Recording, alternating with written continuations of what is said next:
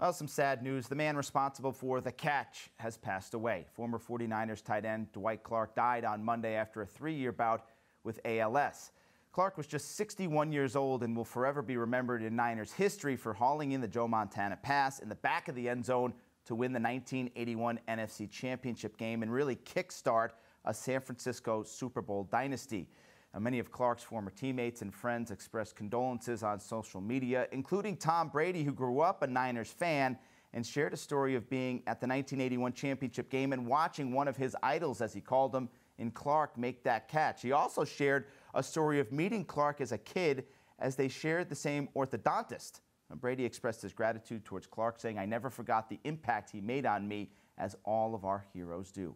Very sad news as Clark passes away at 61. And Robin, we talked a lot earlier in the show about head injuries, concussions, the effects. There has been some links of head injuries, chronic brain injury to ALS. And no one's saying this is definitely the case here with Dwight Clark, but 61 years old, gone way too soon. Well, of course. And you know, you can say pretty unequivocally you might be endangering your lifespan by playing the sport of football, and hopefully that didn't contribute to what happened to Dwight Clark. But it's a sad situation, regardless, of course, when anyone dies. And in the moment, I think we should be remembering what he did do out on the field. You referenced 1981 a lot. That's the year I was born. So obviously, I wasn't old enough for this to be imprinted on my mind in live action.